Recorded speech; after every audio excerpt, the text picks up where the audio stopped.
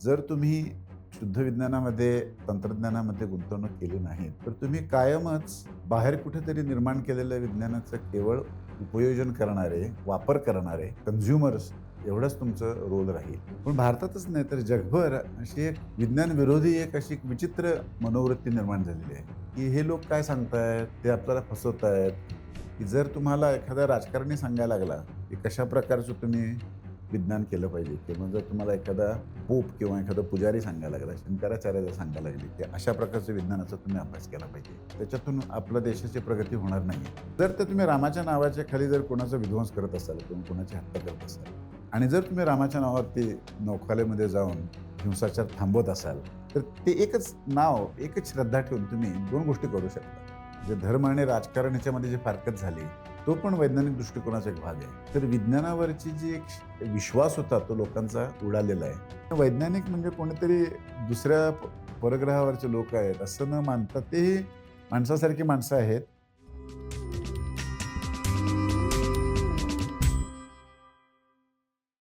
नमस्कार, मी विनायक पाचलक आणि थिंक बँकच्या बिहाइंड द सीन्समध्ये तुम्हा सगळ्यांचं स्वागत.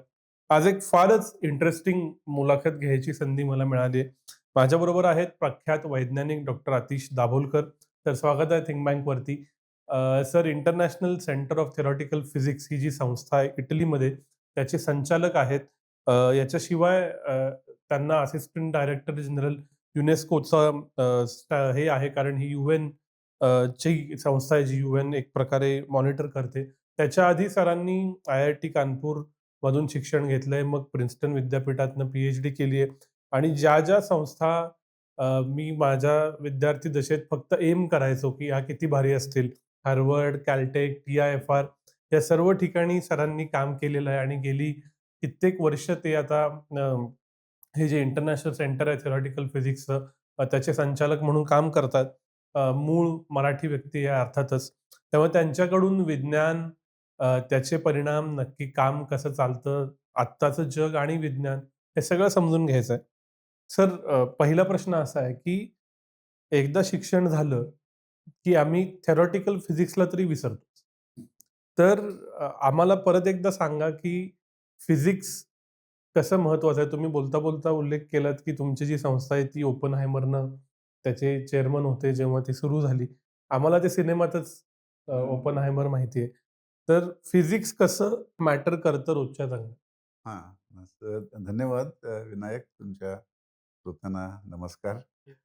अ, हे बऱ्याच वेळेला आपल्याला कल्पना असत नाही, परंतु भौतिकशास्त्रातले जे काही अत्यंत महत्त्वाचे अ, अ, मोठे सिद्धांत निर्माण झाले, ते आपल्या आयुष्याला पूर्णपणे व्यापून राहिलेले आहेत. याची आपल्याला कल्पना असत नाही. हं. म्हणजे आपण नेहमीच्या व्यवहारामध्ये पटकन आपण फोन वापरतो, iPhone वापरतो किंवा आता हे जे संभाषण आपण मुद्रित करत आहोत.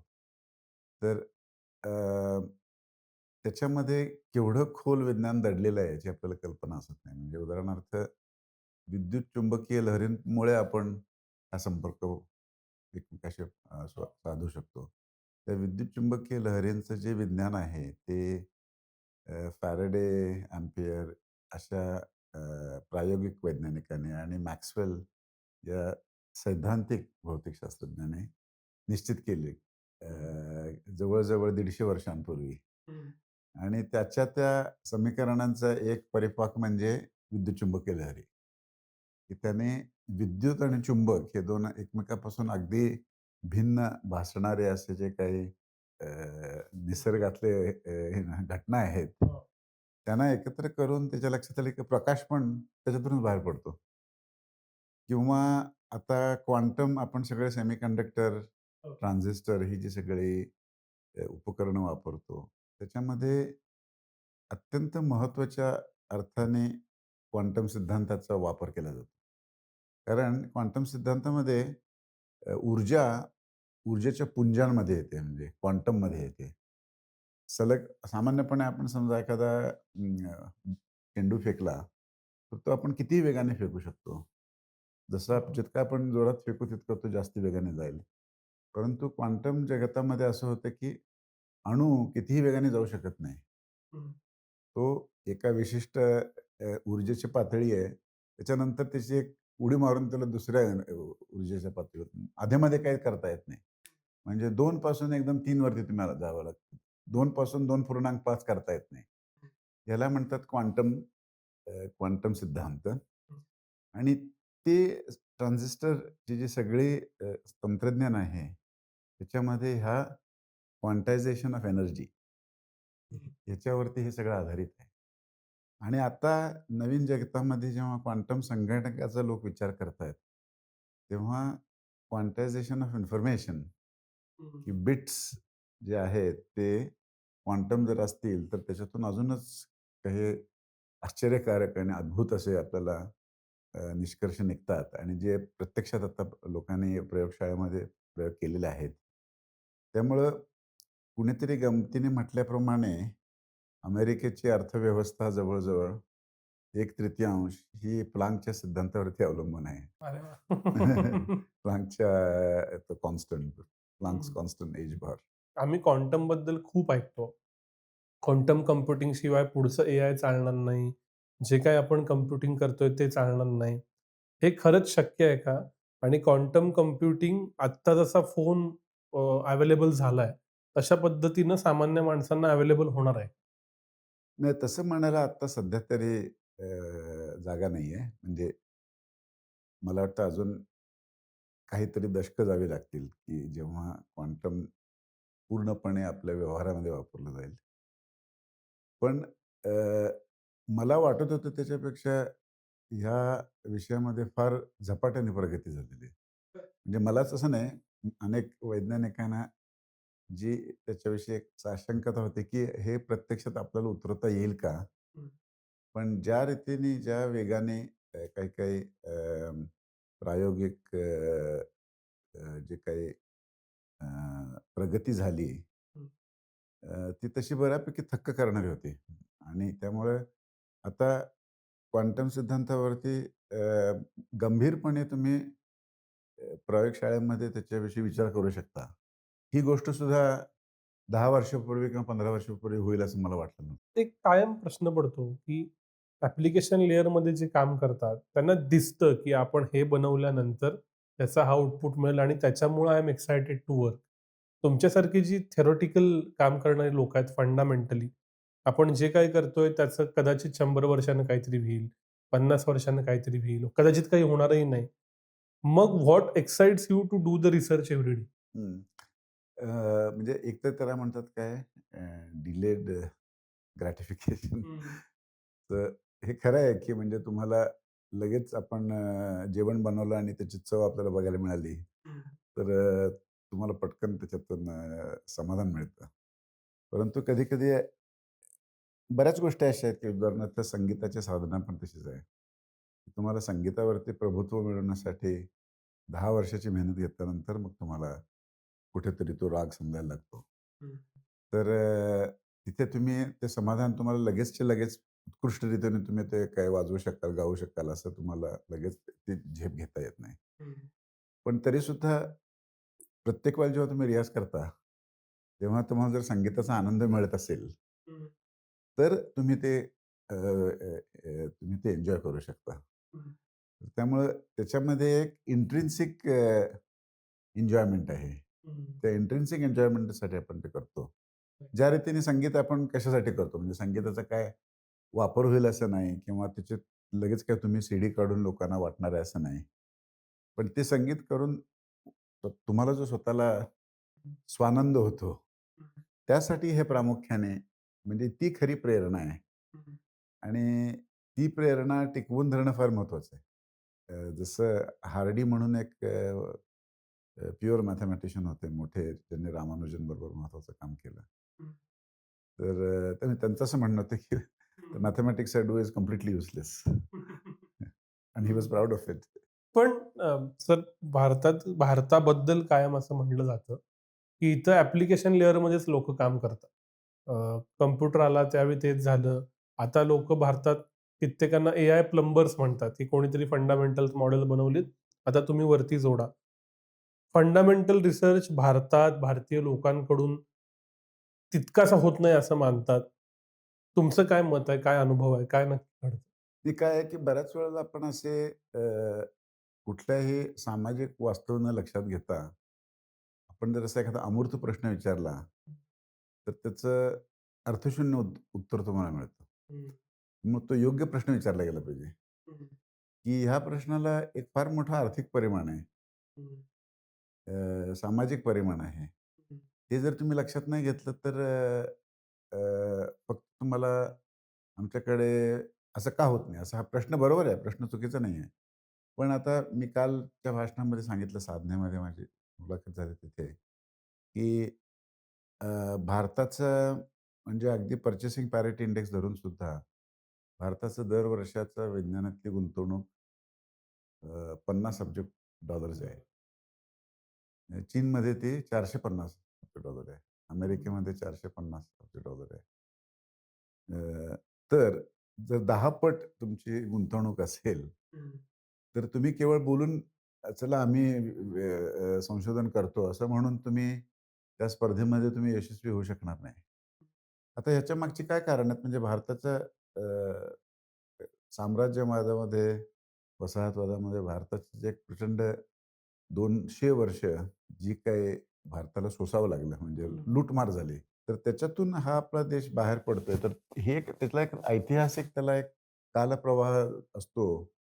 तो जेव्हा घडून येईल तेव्हा ते परिवर्तन घडून येईल. म्हणजे भारतामध्ये फार महत्त्वाच्या वैज्ञानिक आणि अगदी उच्च दर्जाचं वैज्ञानिक संशोधन झालेलं आहे.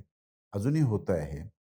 आणि गेल्या 50 वर्षातच बघतोय तर जी आता भाभा किंवा रामन यासारख्या वैज्ञानिकांनी जी काही राष्ट्रीय इप्सितं मानली होती, की बाबा आपल्याला चांगल्या वैज्ञानिक संस्था उभ्या करायच्या आहेत.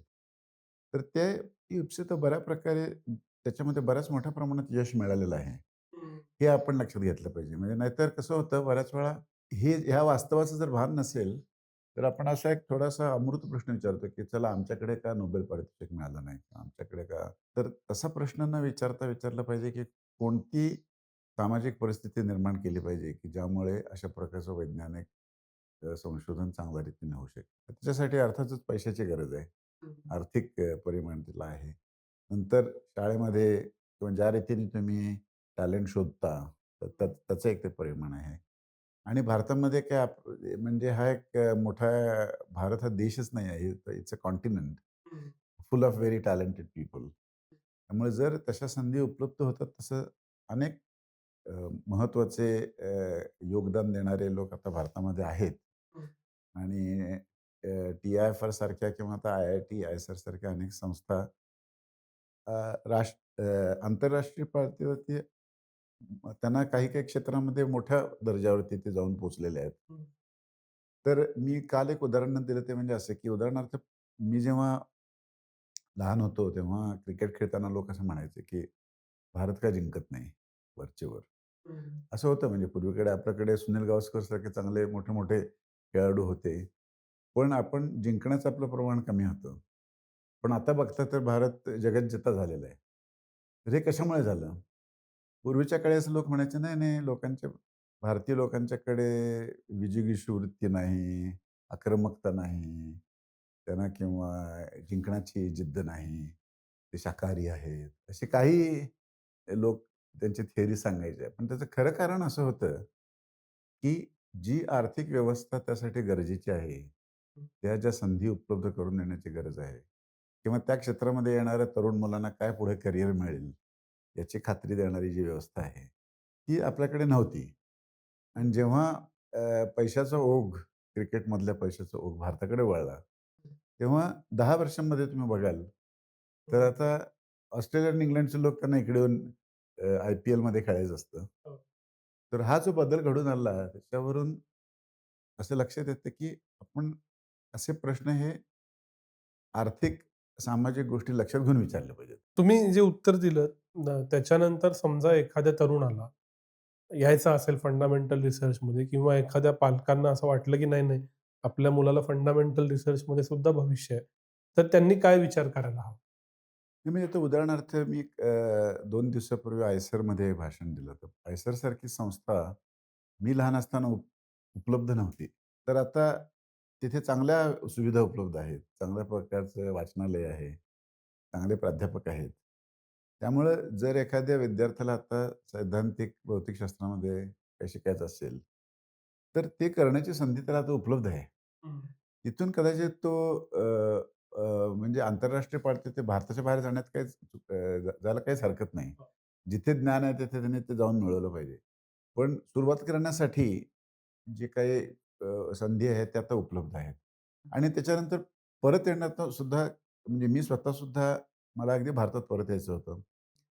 आणि मी अमेरिकेत अनेक वर्षे राहिल्यानंतर मी तिथेच राहू शकलो असतो. पण भारतामध्ये टाटा मूलभूत संशोधन केंद्रासारख्या आमच्या क्षेत्रातल्या उच्च दर्जाच्या संस्था आहेत त्या. त्यामुळे मला असं कधीच वाटलं नाही, की म्हणजे माझा पगार कदाचित 20 पटीने कमी झाला असेल. पण त्याचं मला काही फारसं हे नव्हतं. पण वैज्ञानिकदृष्ट्या काही मला त्याच्यामध्ये तडजोड करावी लागली असं मला वाटलं नाही. हं. तर तशी संधी प्रत्यक्ष काम करण्याची आता उपलब्ध आहे. अर्थात हे खरं आहे, की जर तुम्ही एखादं प्रायोगिक वैज्ञानिक असाल, तर त्यासाठी ज्या प्रकारची उपकरणं किंवा ज्या प्रकारची गुंतवणूक लागते, ते तेवढ्या पातळीवरती भारतात उपलब्ध असेलच असं नाही. काही-काही क्षेत्रामध्ये ते आहे, काही-काही क्षेत्रामध्ये ते नाही. आणि ते बदलण्यासाठी आपण केवळ भारतीयांची मानसिकता काय, आपले तत्वज्ञान काय, याचा विचार करून ते सुटणार नाहीये. तर कोणत्या प्रकारे आपण गुंतवणूक त्याच्यामध्ये करू शकतो? राष्ट्रीय किंवा कदाचित खाजगी अ, गुंतवणूक करू शकतो. त्याच्यावरून त्याचं उत्तर आपल्याला मिळणार आहे. प्रत्येकजण वैज्ञानिक होईलच असं नाही, पण असं म्हणतात, की वैज्ञानिक दृष्टिकोन असणारा समाज असावा. तर नक्की वैज्ञानिक दृष्टिकोन म्हणजे काय? आणि वैज्ञानिक दृष्टिकोन असणारा समाज कसा घडतो? हे वैज्ञानिक दृष्टिकोन हा खरा विज्ञानापेक्षा अधिक महत्त्वाचा आहे. कारण आपल्याला असं दिसतंय, की आपण ही अतिशय प्रभावी उपकरणं नेहमीच्या अ, जीवनामध्ये वापरतो. पण भारतातच नाही तर जगभर अशी एक विज्ञान विरोधी अशी एक विचित्र मनोवृत्ती निर्माण झालेली आहे, की हे लोक काय सांगतायत, ते आपल्याला फसवतायत. म्हणजे एक प्रकारचा वैज्ञानिक हे कोणी काही अभिजन वर्ग जो आहे, एलिट्स, ते आपल्याला त्याची आपली दिशाभूल करतायत. असा एक गैरसमज भारतातच नाही म्हणजे आता हे आपण कोविडच्या साथीच्या काळामध्ये बघितलं, की अमेरिकेमध्ये सारख्या देशामध्ये त्याला प्रचंड विरोध झाला, की लस टोचून घ्यायला विरोध झाला. म्हणजे ह्याच्यासारखं मूर्खपणाचं म्हटलं तर आपण म्हणू, की "अरे असं कसं तुम्हाला हे उपलब्ध आहे." ज्यापासून वैज्ञानिकांनी सिद्ध केलेलं आहे, की त्या व्हायरसचा त्याच्यामुळे विषाणूंचा तुम्ही तो संसर्ग टाळू शकता. असं असूनही तर विज्ञानावरची जी एक विश्वास होता तो लोकांचा उडालेला आहे, असं लक्षात येतं.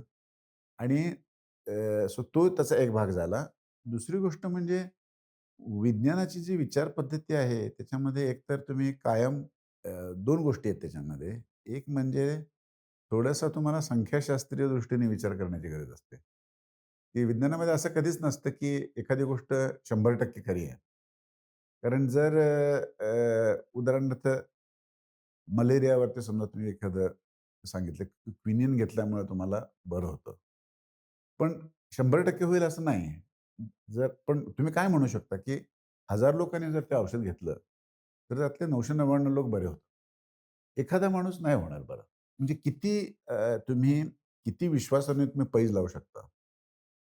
याच्यावरून वैज्ञानिक सत्य ठरतं आणि तो वैज्ञानिक विचारसरणीचा फार महत्त्वाचा भाग आहे. आणि त्याचं दुसरं एक म्हणजे, की भौतिक घडामोडींचं आपण आकलन हे भौतिक कारणामध्ये शोधलं पाहिजे. त्याच्यामध्ये अधिभौतिक गोष्टी किंवा ईश्वराचे क्रोध झाला म्हणून भूकंप झाला, असं अशा रीतीनं आपण त्याचं उत्तर शोधत नाही. हं. तर हा एक दुसरा वैज्ञानिक दृष्टिकोनाचा भाग झाला, की आपण अधिभौतिक अर्थात याचा अर्थ असा नाही, की मानवी आयुष्याला अधिभौतिक गोष्टींची गरज नाही असं त्याचा अर्थ नाही. म्हणजे आपण उदाहरणार्थ माणसं प्रेमात पडतात किंवा आपल्या मुलांच्या वरती ते प्रेम करतात किंवा त्यांच्यासाठी ते कोणताही त्याग करायला तयार असतात. तर त्याचं काही त्याला अर्थातच जीवशास्त्रीय कारणं आहेत. त्यालाही वैज्ञानिक कारणं आहेत. पण ती जी करण्याची प्रेरणा असते किंवा ज्या काही तुमची मानवी मूल्य आहेत, त्याचं काही तुम्ही प्रयोगशाळेमध्ये त्याचं विश्लेषण करत नाही. तर ते तुम्ही वैज्ञानिक असूनही मानवी मूल्य तुम्ही त्या पातळीवरती स्वीकारण्यामध्ये काही अवैज्ञानिकता नाही आहे. परंतु जर तुम्ही असं म्हणायला लागलात, की मी माझ्या देवावरती विश्वास ठेवून प्रार्थना केली, की माझ्या मुलाचा मलेरिया बरा होईल. तर ते अवैज्ञानिकपणाचं लक्षण ठरतं. कारण तुम्हाला माहिती आहे, की प्रार्थना करण्याशी आणि मलेरियाशी एकमेकाचा काही संबंध नाही आहे. ते तुम्ही आता मलेरिया कशामुळे होतोय तुम्हाला पूर्णपणे माहिती आहे. असं असताना चुकीचा विश्वास ठेवणं हे अवैज्ञानिकतेचं लक्षण आहे. त्यामुळे मी असं म्हणेन, की वैज्ञानिक दृष्टिकोन ह्या दोन्ही पातळीवरती राबवला गेला पाहिजे, की वैज्ञानातला विश्वास लोकांचा कसा परत वाढवता येईल आणि वैज्ञानाची विचार पद्धती काय आहे, हे त्यांना चांगल्या रीतीने समजावून सांगितलं पाहिजे. तर या दोन्हीतून हा वैज्ञानिक विचार वाढत जाईल.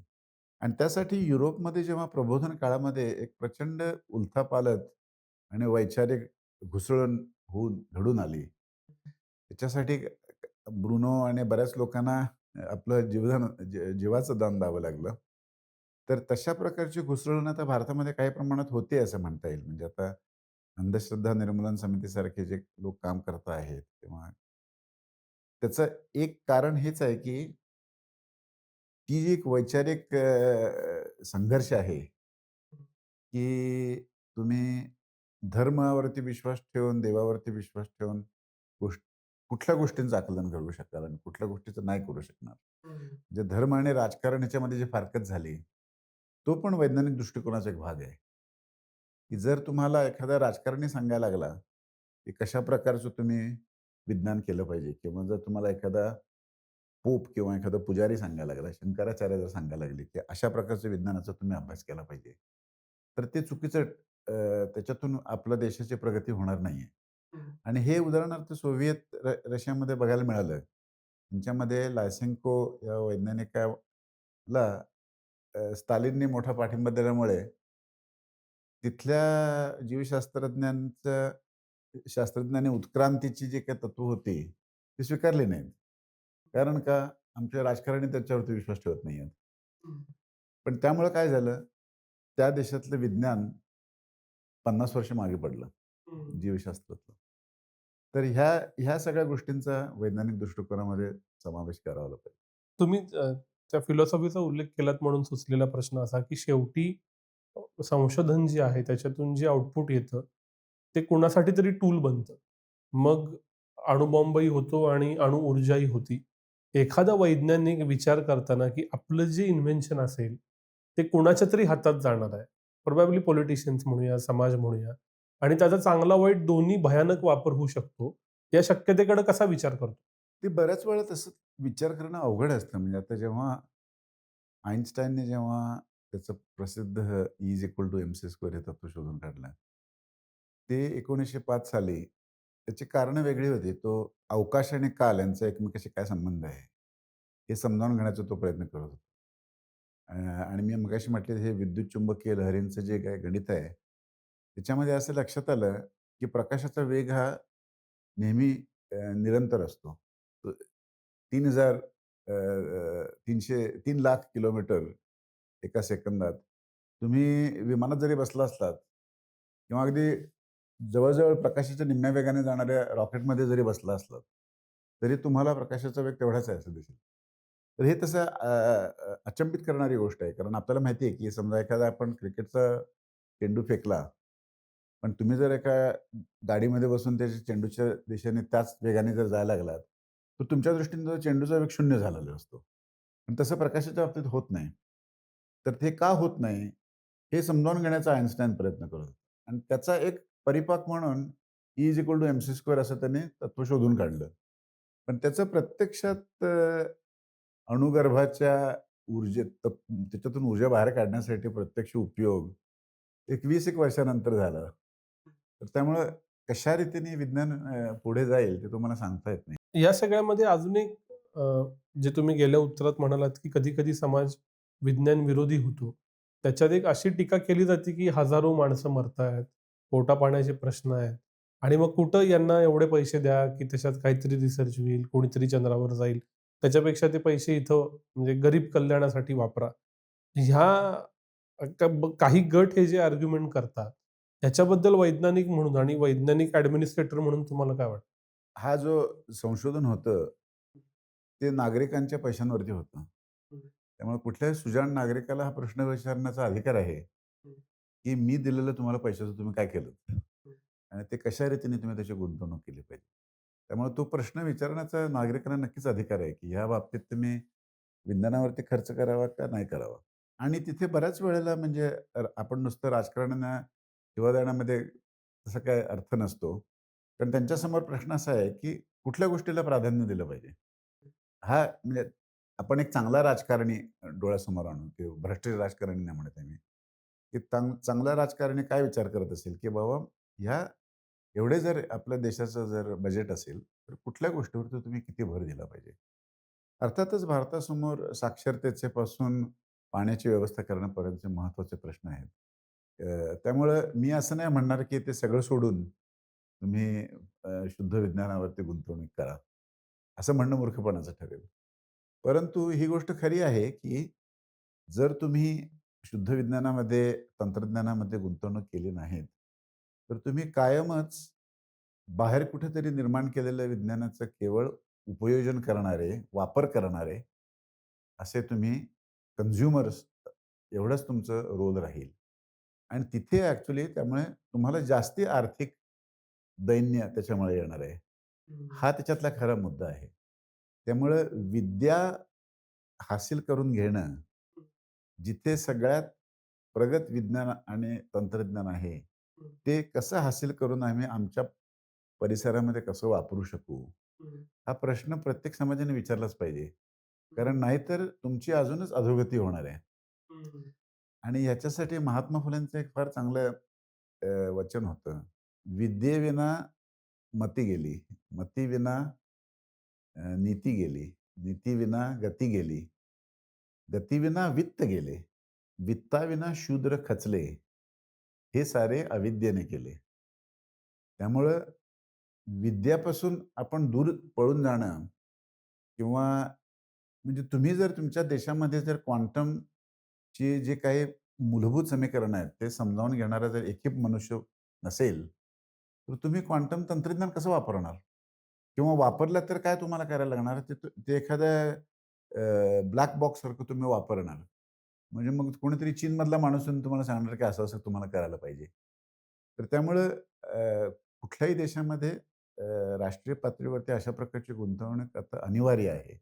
आणि त्याच्यातूनच आपण त्यामुळं विकासाला विज्ञान हे पूरक आहे.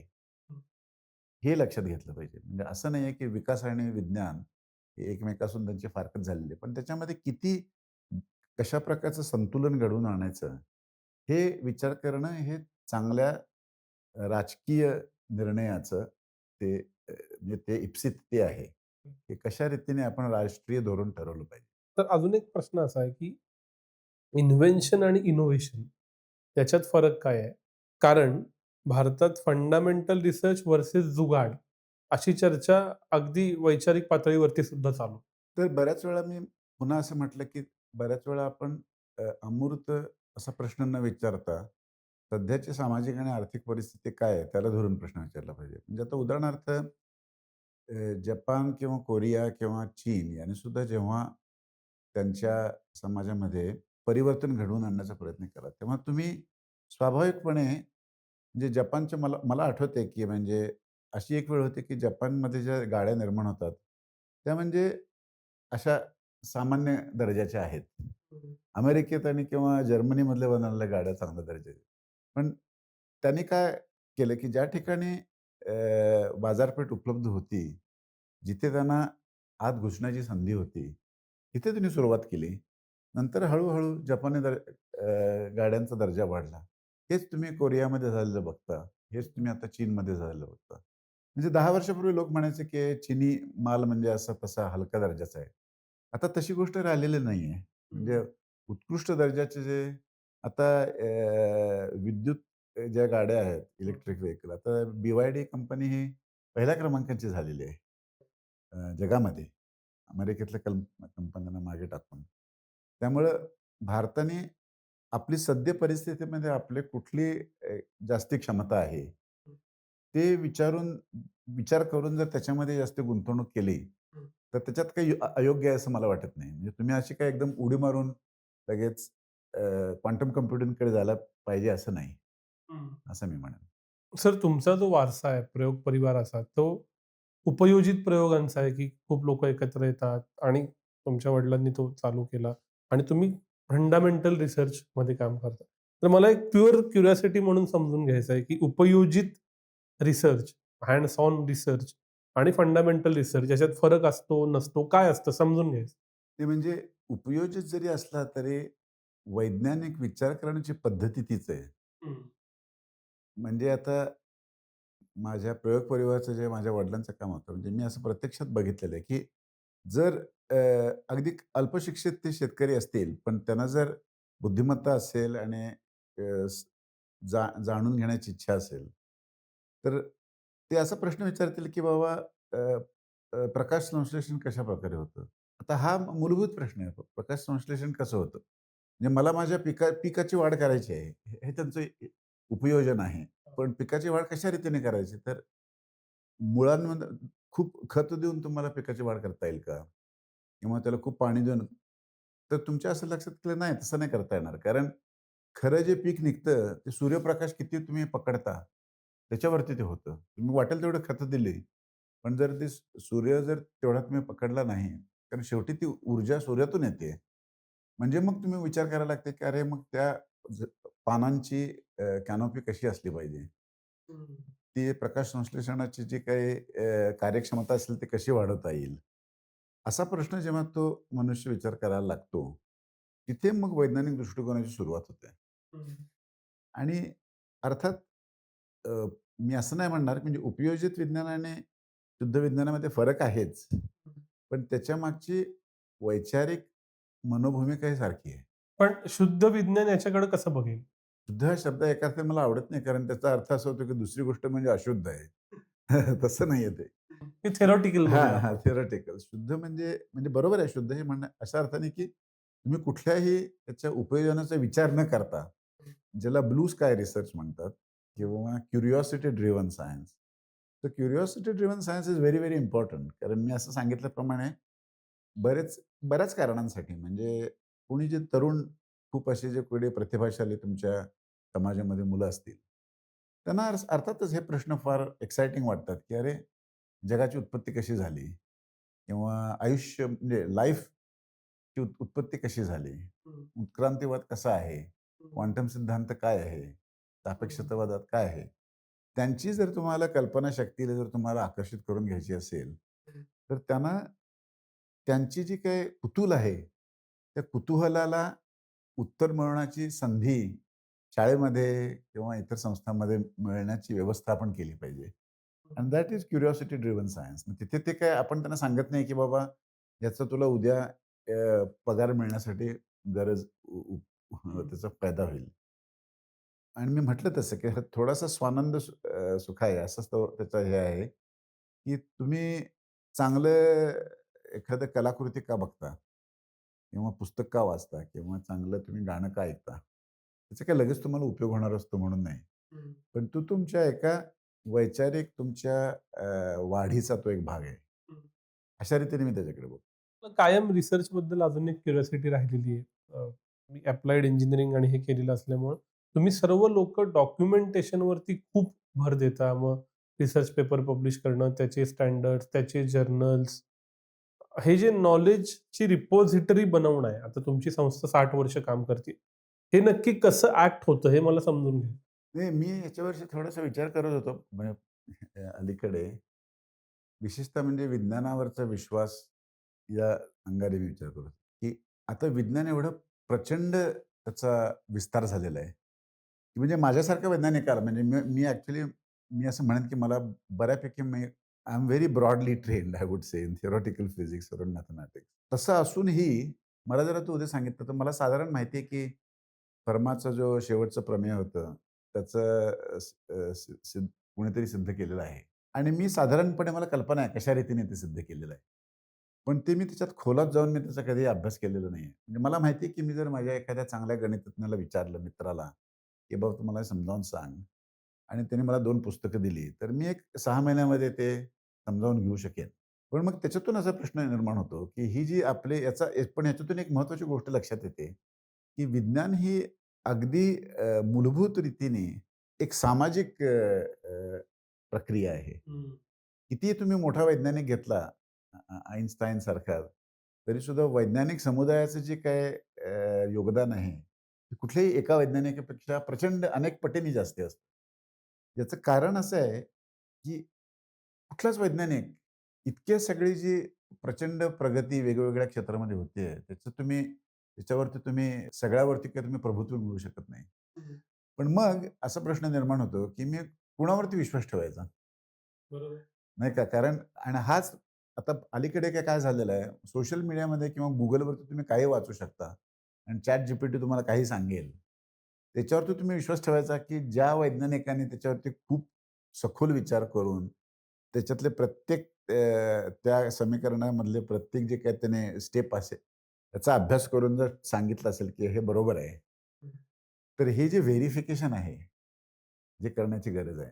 हं. त्यासाठी ह्या सगळ्या म्हणून हे जर्नल्स, सायंटिफिक जर्नल्स एका अर्थाने they are the gatekeepers of knowledge हं, आणि त्याची फार गरज आहे. म्हणजे कशा अर्थाने, की त्याच्यावरचा जर विश्वास उडाला, तर म्हणजे वैज्ञानिकांना पण ठरवता येणार नाही, हं, की बाबा हे तो माणूस सांगतोय खरं आहे का खोटं आहे? म्हणजे हं, आता उदाहरणार्थ न्यूट्रिनो हा एक एक एक पार्टिकल आहे असं म्हणतात. म्हणजे मला माहिती आहे न्यूट्रिनो काय आहे. मी हं. त्याचा अभ्यास केलेला आहे. मी प्रत्यक्षात कधीच न्यूट्रिनोवरती कुठला प्रयोग केलेला नाहीये. म्हणजे मला काय करावं लागेल, की बाबा या प्रयोगशाळेमध्ये न्यूट्रिनोवरती प्रयोग करणारे हे 4 लोक आहेत. त्याने हा चांगला एक निबंध लिहिलेला आहे. ते सांगतायत म्हणून मी त्याच्यावरती विश्वास ठेवतो. तर ही जी कम्युनिटी ट्रस्ट हं, हा अत्यंत महत्त्वाची गोष्ट आहे. हं. आणि त्याची बऱ्याच वेळेला म्हणजे मी अलीकडेच त्याच्याविषयी विचार करत होतो, की तो जर कम्युनिटी ट्रस्ट नसेल, तर वैज्ञानिक ही जी एंटरप्राइज आहे ती चालूच शकणार नाही. पण सर भारतात अ, काही ठिकाणी जनरलायझेशन करता येणार नाही. याचा व्यत्यास दिसतो. कारण आर्थिक प्रगतीसाठी उदाहरणार्थ प्राध्यापक म्हणून बढती मिळण्यासाठी विशिष्ट रिसर्च मॅन्डेटरी आहे. मग रिसर्च पेपर लिहिले जातात. मग त्याचं प्लॅगॅरिझम, त्याची क्वालिटी याच्याबद्दल प्रश्न निर्माण झाले. मग कॉलेजेसना ग्रँट देताना, दर्जा देताना विशिष्ट रिसर्चची अपेक्षा सरकारनं फ्रेमवर्क म्हणून केली. या सगळ्याचा सूर असा आहे, की ज्यावेळी रिसर्चला इकॉनॉमिक इन्सेंटिव्ह दिला जातो, त्यावेळेला रिसर्चची क्वालिटी ढासळते. खरंच असं आहे का? असं नसतं? भारतात असं आहे? काय नाही, दिसतं? नाही, नाही. काही प्रमाणात ते खरं आहे. म्हणजे जर तुम्ही अशा प्रकारचे निकष ज्याला बिब्लिओमेट्री म्हणतात. तुम्ही जर यांत्रिक रीतीने वापरलेत, तर असाच आपल्याला वाईट अनुभव येणार आहे. हं, म्हणजे मी बऱ्याच वेळा असं होतं, की म्हणजे उदाहरणार्थ जेव्हा कोणी नवीन वैज्ञानिकाची सुद्धा नेमणूक करायची असेल, तर किंवा कोणाला तरी मोठं पारितोषिक द्यायचं असेल, तर 2 रीतीने तुम्ही विचार करू शकता, की बऱ्याच वेळा असं होतं, की आणि ज्या ठिकाणी दर्जा वरच्या दर्जाचा नसतो, हं, तिथे विशेषतः असं होतं, की चला आता याने किती शोधनिबंध म्हणजे संख्या फक्त तिची बघितली जाते. त्यात याचं कारण काय? त्या दर्जाच्या मूल्यमापन करण्याची क्षमता त्या समितीमध्ये नसते. मी हे प्रत्यक्ष अनुभवलेलं आहे. म्हणजे आता डिराक पारितोषिक हे आय-सी-टी-पीचं खूप प्रतिष्ठेचं पारितोषिक आहे. म्हणजे तर त्याचा मी अध्यक्ष असतो. हं. जी समिती असते. त्याच्यामध्ये 2 किंवा 3 नोबेल पारितोषिक विजेते असतात. असे मोठ्या अशा दर्जाचे लोक असतात. आणि जे लोकांची नावं पुढे येतात, ते पण खूप त्याच्यावरती मोठी मातब्बर कामगिरी असणारे लोक असतात. तर मला असं आठवत नाही कधीही आमच्या कुठल्याही समितीच्या या मीटिंगमध्ये असं कधी कुणी विचारले, की बाबा त्यांनी किती संख्येने हं, अ, अ, शोधनिबंध लिहिले होते किंवा त्याला किती सायटेशन मिळाले होते. कारण त्या समितीला माहिती असते, की कोणाचं काम कशा अर्थाने तर तो जो एक ज्याला म्हणतात, की क्वालिटेटिव्ह असेसमेंट हं. जी असते, ती जर तुम्ही करण्याचं टाळलत आणि त्याला जर एक यांत्रिक पर्याय म्हणून जर फक्त संख्या बघितली, म्हणजे संख्येला एक महत्त्व असतं. म्हणजे असं मी म्हणत नाही, की साधारणपणे संस्थेच्या बाबतीत जर विचार करायचा झाला, की बाबा एवढी एक संस्था आहे, तिथे 400 लोकं आहेत किंवा भारतीय सायंटिफिक कम्युनिटीमध्ये एवढे लोक आहेत. तर त्यांचं आउटपुट किती आहे. तर त्याच्यासाठी ही काही-काही जे काही परिमाणं आहेत त्याचा उपयोग होतो. पण जर प्रत्यक्ष व्यक्तीच्या बाबतीत जर आपण विचार करायला लागला त्या रीतीने, यांत्रिक रीतीने, तर मग अशा प्रकारचे ज्याला मी म्हणेन की अयोग्य त्यांचा वापर होऊ शकतो. म्हणजे शेवटी कसं आहे की किंवा म्हणजे उदाहरणार्थ कुमार गंधर्वांना कधीच Spotifyवरती हे मिळणार नाही आहे, नाही का? व्ह्यूज मिळणार नाहीत. पण म्हणून काय तुम्ही कुमार गंधर्वांचा काय दर्जा आहे? ते जर तुम्ही ओळखायचं नाही असं ठरवलं, तर तुम्ही काय म्हणणार, की बाबा यांचं Spotifyवरती काही नाही आहे, त्यामुळे त्यांना काय आपण प्रमोशन देणार नाही आहोत. तर हाच फरक येतो. म्हणजे तो हाच जे संगीतामध्ये आहे, तेच विज्ञानामध्ये आहे. तर थोडा टँजंट प्रश्न आहे. कोल्हापूर, सांगली, सातारा भागात वाढ, फर्ग्युसनला शिकलात. तुम्ही आत्ता जे चेअर करतात ते एका नोबेल लॉरेटचं काम आहे. ते पुढे घेऊन जातात. तो ब्लॅकबोर्डचा फोटो मी बघितला. आणि जे दिग्गज विज्ञानातले म्हणावेत, त्या प्रत्येकाशी तुमचा संबंध येतो. काय फिलिंग असतं? नाही म्हणजे आता काय आहे, मी जेव्हा विद्यार्थी म्हणून गेलो, तेव्हा अर्थातच हे माझे नायक होते, म्हणजे हिरो होते. पण मग हळू तुमच्या लक्षात येतं, की तुम्ही पण या क्षेत्रामध्ये काम करता आहात. ते हळू तुमचे अ, प्राध्यापक आणि तुमचे मार्गदर्शक असतात, ते तर तुमचे सहकारी होतात. हं. म्हणजे त्यामुळे अशा बऱ्याच लोकांशी प्रत्यक्ष काम करण्याचे आम्ही एकत्र शोधनिबंध लिहिण्याची मला संधी मिळाली. आणि मग काही वेळाने ते तुमचे मित्र होतात. म्हणजे तुम्ही व्यक्तिगत पातळीवरती त्यांच्याशी मैत्री होते. त्यामुळं अर्थातच हे या वैचारिक दर्जाच्या लोकांशी देवाण-घेवाण करण्याची संधी ही खूप म्हणजे ही त्यातली एक अशा संस्थेमध्ये काम करण्याचा तो एक फायदा आहे असं मी म्हणेन. It's a privilege. पण मग नंतर ती ती जी तुमच्यातली जी इंटरॅक्शन असते ती शेवटी एका मानवी पातळीवरती होत असते. असं काय म्हणजे शेवटी काय कुणाचाच रथ युधिष्ठिराचं सोडून 2 अंघोळ्यावर चालत नसतो. प्रत्येकाला प्रत्येकजण प्रत्येक वैज्ञानिक सुद्धा बऱ्याच वेळा मोठे-मोठे वैज्ञानिक प्रश्नांमध्ये अडकून पडलेले असतात. त्यांचे काही अवघड प्रश्नांना ते डोकं फोडून त्यांना बऱ्याच वेळा मार्ग दिसत नाही. हं, त्यामुळे ही जी शोधाची प्रक्रिया आहे ती सगळ्यांच्या दृष्टीने सारखी असते. हं. पण अर्थातच त्याच्यामध्ये कोणी प्रतिभाशाली असतात. कोणाची प्रतिभा वेगळ्या म्हणजे जसं आता आहे, की कुमारांचं गाणं वेगळं आहे आणि भीमसेन जोशींचं गाणं वेगळं आहे आणि लता मंगेशकर यांचं गाणं वेगळं आहे. हं, त्याचे प्रत्येकाची एक वैशिष्ट्य आहे. ते करण्याची एक पद्धत आहे. हं. तर ते तुम्ही ॲप्रिशिएट करू शकलात तर माणसाची फिलॉसॉफी किंवा जडणघडण किंवा तुम्ही आत्ता जे काही बोलताय, ही रिसर्चमध्ये किती महत्त्वाची असते? नाही म्हणजे एक तर तुम्हाला चिकाटीने असे म्हणजे हे जे काही म्हणतात शिस्त पाहिजे वगैरे, याची अर्थातच गरज आहे. म्हणजे कुठल्याही क्षेत्रामध्ये तुम्हाला जर काही मिळवायचं असेल, हं, तर ती जी काही साधना करावी लागते, ती करण्याची जर तुमच्यामध्ये मानसिक तयारी नसेल, हं, तर अशा प्रकारच्या गोष्टी साध्य करणं, अवघड गोष्टी साध्य करणं अवघड आहे. हं, त्यामुळे तशा अर्थाने तुमच्या तत्त्वज्ञानाचा त्याच्यावरती नक्कीच परिणाम होतो. पण मी आता असं बघितलेलं आहे, की कसं आहे, की शेवटी वैज्ञानिक हे सुद्धा व्यक्तीच असतात. त्यामुळं जसे 100 प्रकारचे नमुने तुम्हाला बघायला मिळतात, तर त्यांचं वैज्ञानिक जे काम असतं, ते कदाचित काही बाबतीमध्ये अगदी आंधळे असतात, असं पण असू शकतं किंवा त्यांचे विचार अगदी तिसऱ्या टोकाचे असू शकतात. तर असं काही नसतं, की वैज्ञानिक म्हणजे त्यांचं आकलन सर्व बाबतीमध्ये त्याच दर्जाचं असतं. म्हणजे काही बाबतीमध्ये अगदीच चुकीचे त्यामुळे त्यांच्याशी तुम्ही सहमत प्रत्येक गोष्टीमध्ये होईल असं नाही. हं, म्हणजे ज्या रीतीने एखादा क्रिकेटर चांगला खेळत असेल, पण तो कदाचित मॅच फिक्सिंग करत असेल. म्हणजे हं, पण तो त्याच्यामध्ये ते जे काही स्किल आहे, ते काही तुम्ही नाकारू शकत नाही. हं, पण त्याच्यामध्ये ती तशा प्रकारची मूल्य असतीलच असं काही नाही. हं. त्यामुळे ही जी एक वेगवेगळे व्यक्तित्व तुम्हाला बघायला मिळतात, ते वैज्ञानिकांमध्ये त्या रीतीने बघायला मिळतात. म्हणजे याचं उदाहरण असं की सिनेमातही दाखवलं जातं, की बघा यान सोडतायत आणि यान सोडायच्या आधी पूजा करून नारळ फोडतायत. हे वैज्ञानिक आहेत वगैरे, वगैरे. आणि that becomes then a topic of discussion. तर म्हणजे या अर्थानं मी विचारतोय, की ह्याचं हां, या काय? अर्थाने नाही म्हणजे तेच ना, की बऱ्याच वेळा तुम्ही एक तांत्रिक दृष्टीने तुम्ही जर विज्ञानाकडे बघत असाल, की बाबा हे जोडलं की हे होतं, हे केलं की ते होतं. पण तुमच्यामध्ये जर सखोलपणे जर तो वैज्ञानिक दृष्टिकोन जर म्हणजे जर मुरलेला नसेल, तर अशा प्रकारच्या गोष्टी होऊ शकतात. पण म्हणजे दुसरी पण गोष्ट अशी आहे, की मी असं म्हणेन की 90% शास्त्रज्ञ वैज्ञानिक सध्या तरी हे सामान्यपणे नास्तिक असतील. पण असे मला माहितीचे लोक आहेत म्हणजे उदाहरणार्थ सलाम. सलाम खूप तसे एका अर्थाने म्हणजे अगदी अंध अर्थाने नाही. पण ते खूप ते धार्मिक इस्लामिक होते किंवा रामानुजन हा एक फार मोठा गणितज्ञ होता. तो खूप अर्थाने धार्मिक हिंदू होता. पण सुदैवाने ते दोघांनी त्यांच्या धार्मिकपणा त्यांच्या विज्ञानामध्ये कुठे आला नाही. पण त्यामुळं मी लगेच मी त्यांच्यावरती काय टिप्पणी करण्याची गरज नाही असं मला म्हणायचं की त्यांच्या व्यक्तिगत आयुष्यामध्ये त्यांचे काय विश्वास आहेत, तो ज्याचा त्याचा म्हणजे प्रार्थनेचं स्वातंत्र्य सगळ्यांना दिलेलं आहे.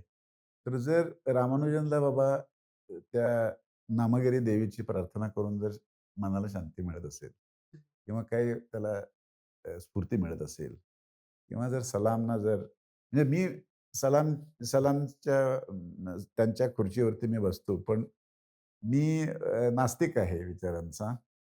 ते पूर्णपणे इस्लामिक धार्मिक होते. त्याची कारणं वेगळी होती. म्हणजे ते लहानपणी वाढले होते. त्यांना म्हणजे ते एका अहमदिया या त्यांना इस्लाम मानलं जायचं नाही. म्हणजे it was a persecuted community in Pakistan. So he had to leave Pakistan. He was not celebrated in Pakistan because that Ahmadiyya community is considered not proper Islam. तर त्याच्या एक प्रतिक्रिया म्हणून पण त्यांच्यामध्ये ते जास्ती हे निर्माण झाली होती, की बाबा माझं जर हे धार्मिक माझी जर अस्मिता ते नाकारत असतील, तर ते अजून जास्त रीतीने ते प्रगट झालेली आहे. पण त्यामुळे व्यक्तिगत पातळीवरती कुठल्या माणसाला कशामुळे प्रेरणा मिळेल, त्याच्याविषयी मी काय त्याचं तुम्ही त्याचं तुम्ही व्यक्तीकरण कसं करता, हे त्याचं महत्त्वाचं आहे. म्हणजे महात्मा गांधी सुद्धा रामाचं नाव घेऊन ते म्हणजे ते त्यांचा मृत्यू झाला तेव्हा सुद्धा त्यांच्या तोंडावरती राम होता. पण त्यांच्या रामाची कल्पना आणि त्यामुळे मी काय माझा काय रामावरती विश्वास नाही. पण गांधींसारख्या मोठ्या माणसाचं काय मी मूल्यमापन त्यांनी रामावरती विश्वास ठेवला म्हणून मी करणार नाही. म्हणजे ते माझ्या म्हणजे तेवढा मी स्वतःचा अधिकार समजत नाही. पण जर ते तुम्ही रामाच्या नावाच्या खाली जर कोणाचा विध्वंस करत असाल किंवा कोणाची हत्या करत असाल आणि जर तुम्ही रामाच्या नावावरती नौखालेमध्ये जाऊन हिंसाचार थांबवत असाल, तर ते एकच नाव, एकच श्रद्धा ठेवून तुम्ही 2 गोष्टी करू शकता. त्यामुळे त्या माणसाचं मूल्यमापन त्याने काय केलेलं आहे, याच्यावरती ठरतं. त्याचे विचार आतले विचार काय असतील आणि ते ते कशा रीतीने तो व्यक्ती वापरेल, त्याचं आपण काही जास्ती विश्लेषण करायची गरज नसते. इंटरेस्टिंग गोष्टी आहेत. मी शेवटच्या टप्प्यात येताना असं विचारतो, की science, scientific community, scientific temper याचं भविष्य तुम्हाला कसं दिसतं? आणि याचा सबटेक्स्ट असा आहे, की आत्ताची जी पिढी आहे आमची, आमच्या पुढची, ही खूप ChatGPT वापरती, Gen Z वापरती, AI वापरती आणि लगेच उत्तर मिळणं ही आता आमची सवय झाली. अशा वेळेला काय पद्धतीनं हे इव्हॉल्व होतं? नाही, ती मला वाटते एका अर्थाने ती चिंतेची बाब आहे, की जर सखोल विचार करण्याची जर आपल्या पिढीतली सवय सुटली, तर तुम्ही त्याच्यातून प्रगती नाही घडवणार शकणार नाही. पण दुसरं बघण्याचं असं असं पण एक दुसऱ्या रीतीने बघण्याचं हे आहे, की उदाहरणार्थ संगणकाचा वापर जेव्हा सुरू झाला, तेव्हा सुद्धा आपल्याला असं वाटत होतं, की बाबा काय होणार आहे पुढे? सगळ्यांच्या हातात कॉम्प्युटर आलेला आहे. पण त्याच्यामुळे मोठ्या प्रकारची प्रगती घडून आली. त्यामुळे संगणकाचा वापर तुम्ही विज्ञानाच्या संशोधनासाठी चांगल्या रीतीने करू शकता आणि त्या रीतीनेच कृत्रिम बुद्धिमत्तेचा पण वापर करता येणं अगदी सहज शक्य आहे. त्याच्याविषयी संदेह न ठेवता त्याच्या व्यसनाच्या सारख्या आहारी झाल्यासारखं न होता तुम्ही त्याचा वापर कसा करावा, हे आपण विद्यार्थ्यांच्याकडे किंवा आता माझ्या मुलांच्याकडे पोहोचवलं पाहिजे, की बाबा तुम्ही ही एक उपकरण म्हणून वापरा. पण स्वतःहून विचार करण्याची सवय सोडू नका किंवा त्याच्यामध्ये असं व्यसन लागल्यासारखं तुम्ही सारखं 2 मिनिटांनी आपल्या फोनवरती काय झालंय आणि कोणी आपल्याला मेसेज पाठवला आहे जर तुम्ही बघण्याची जी आता वृत्ती होते स्वाभाविकपणे, तर ती कशी टाळता येईल? तर हे तसे महत्त्वाचे प्रश्न आहेत. पण असं काही मी त्याच्याविषयी निराशावादी नाहीये. म्हणजे चिंतेची बाब घडू शकते, की ज्या रीतीने कुठल्याही गोष्टीचं व्यसन लागलं तर तिचा वाईट बाब घडू शकते. तुमच्या रिसर्चमध्ये AI वापरला जातो आता कितपत वापरला जातो? मी स्वतः अगदी म्हणजे पेन्सिल आणि कागद घेऊन संशोधन करण्याचा माझ्या त्यामुळे मी स्वतः माझ्या संशोधनात फार मोठ्या प्रमाणात संगणक सुद्धा वापरत नाही. म्हणजे जे माझे बरेचसे सहकारी वापरतात. ICTPचा संचालक म्हणून मी हे गोष्ट नक्की केली, की पुढच्या 10 वर्षामध्ये कृत्रिम बुद्धिमत्तेचा वापर वैज्ञानिक संशोधनात फार मोठ्या प्रमाणात होणार आहे. त्याच्याविषयी शंका नाही. म्हणजे 1923 सालचं मला वाटतं ना का 24 सालचं नोबेल पारितोषिक. हे रसायनशास्त्रातलं प्रथिनांचं फोल्डिंग कसं होतं? Protein folding. हा खूप अवघड प्रश्न होता, की ज्याच्यात उत्तर जीवशास्त्रज्ञांना किंवा रसायनशास्त्रज्ञांना मिळत नव्हतं. कारण जरी तुमच्याकडे जेनेटिक कोड असला, तरी त्याच्यापासून अमुक-अमुक स्ट्रक्चर्स कसं निर्माण होईल? हे तुम्ही कशा रीतीने प्रेडिक्ट करायचं? तर तो प्रश्न अलीकडे कृत्रिम बुद्धिमत्तेचा वापर करून सोडवण्यात आला. त्यामुळं आपण आत्ताच बघतोय, की पूर्णपणे ज्या रीतीने संशोधन होईल, त्याचा एक चेहरा पुढच्या वर्षांमध्ये म्हणजे पुढच्या दशकामध्ये पूर्णपणे वेगळा असणार आहे. ॲडमिनिस्ट्रेटर आणि विशेषतः सायन्स रिलेटेड गोष्टींचे ॲडमिनिस्ट्रेटर म्हणून काम करताना काय अनुभव येतात? नाही, सुदैवाने ICTP ही तशी लहान संस्था आहे. माझी भूमिका ही प्रामुख्याने एक नेतृत्व त्याचं देणं असं आहे, की पुढची धोरणं काय असावी त्या संस्थेची? कुठल्या गोष्टींना आपण जास्ती प्राधान्य दिलं पाहिजे? अर्थातच ते जर तुम्हाला वास्तवात आणायचं असेल, तर त्यासाठी तुम्हाला बऱ्याच पातळींवरती काम करावं लागतं. म्हणजे उदाहरणार्थ आर्थिक जर तुम्हाला कृत्रिम बुद्धिमत्तेवरती जर काही नवीन इनिशिएटिव्ह सुरू करायचं असेल, तर त्याच्यासाठी पैसे तुम्ही कुठेतरी आणले पाहिजेत. तर त्यामुळे माझं जे काम आहे ते मी अशा रीतीने बघतो त्याच्याकडे, की जी काही तुमची व्हिजन आहे, ती वास्तवात कशी आणायची? या दृष्टीने मी त्याच्याकडे बघतो. त्यामुळे ते केवळ नेहमीचं रुटीन जे काही ॲडमिनिस्ट्रेशन आहे ते ते करण्याचं ते सुदैवाने आमच्या संस्थेमध्ये चांगल्या रीतीने होतं. त्याच्यामध्ये काही अर्थात काही प्रमाणात संचालकांना भाग घ्यावा लागतो. पण माझं जे काम खऱ्या अर्थाने आहे, की ते ICTP सारख्या जगातल्या एका महत्त्वाच्या संस्थेची पुढच्या 60 वर्षांसाठी व्हिजन काय असली पाहिजे, की जे सलामनी जी काही 60 वर्षापूर्वी ती केली होती, ते बऱ्याचशा गोष्टी आता मागे पडलेल्या आहेत ते. आता काही पुढच्या पिढीतले लोक काय हिग्स बोझॉनचा शोध घेणार नाहीयेत. कारण ते झालेलं आहे संशोधन आता. तर पुढची आव्हानं काय आहेत? पुढच्या जे काय क्षितिजे काय आहेत संशोधनाची? तिथे जाण्यासाठी आपण काय केलं पाहिजे? ती जी क्षितिज आहेत ते जगातल्या सगळ्या वैज्ञानिकांना उपलब्ध कशी राहतील? म्हणजे विशेषतः कृत्रिम बुद्धिमत्ता कुठल्यातरी 4 कंपन्यांच्या हातामध्ये जर राहण्याची शक्यता आहे. तर पण मग ती जी काही आयुधं असतील, वैचारिक आयुधं, ते वैज्ञानिकांना कशी उपलब्ध करता येतील? हे प्रश्न माझ्यासमोर मी ठेवतो. So from that point of view, it's a very challenging and exciting thing to really think about the future of major organization like ICT. हाच माझा शेवटचा प्रश्न आहे, की तुम्ही समजा जी पुढच्या 50 वर्षाची व्हिजन पाहताय, ती काय आहे? काय महत्त्वाचे मुद्दे असतील? काय ड्रीम असेल? काय दिसतं तुम्हाला?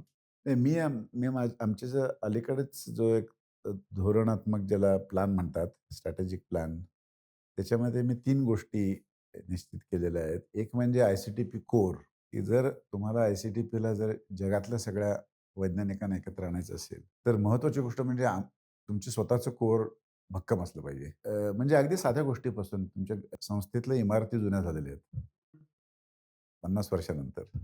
तर तुम्ही काय 21व्या शतकामध्ये 20व्या शतकातल्या इमारती घेऊन तुम्ही काय जगातल्या आघाडीतली संस्था म्हणून जाऊ शकत नाही. तेव्हा भारतामध्ये, चीनमध्ये आता सगळीकडे आर्थिक संपन्नता आलेली आहे. त्यामुळे पण ICTPला त्यामुळे त्या दिशेने पण ते तुमचं कोर भक्कम करणं हे एक महत्त्वाचं कार्य होतं. दुसरा एक आम्ही उपक्रम म्हणजे आहे international consortium for scientific computing. This is one of my It is slowly beginning to gather speed. So in ICTP core, we got some very good success where we were able to raise lot of new funding to take us in that direction.